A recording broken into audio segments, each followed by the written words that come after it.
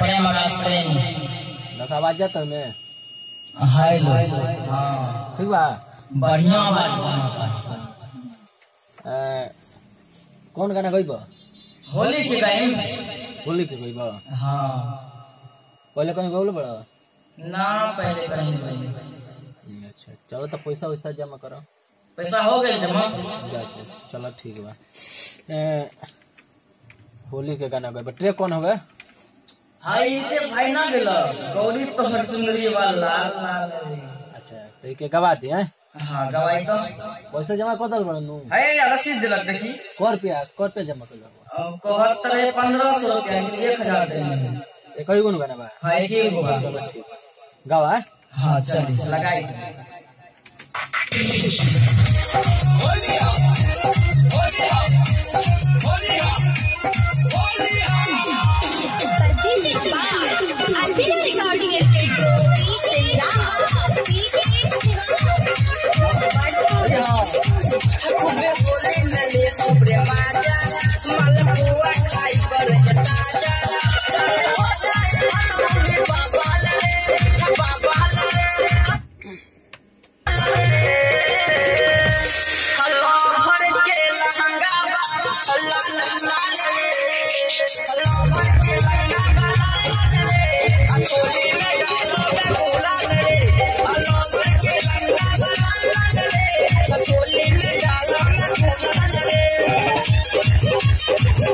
अच्छा खानी तो गावा तारा अंतरा गावा ठीक बा अच्छा भाई ना हाँ एकदम बढ़िया भाई अंतरा गावा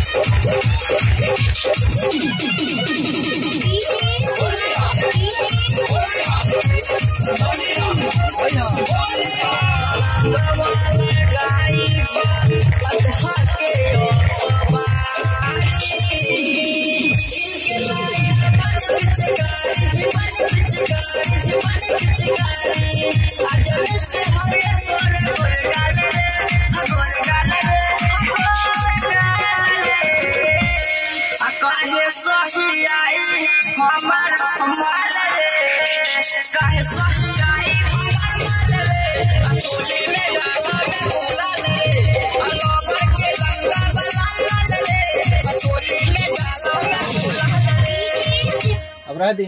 ना ना एक घंटा और गवा ली अच्छा अच्छा ठीक है फाइनल कर देम एक बढ़िया बढ़िया गावा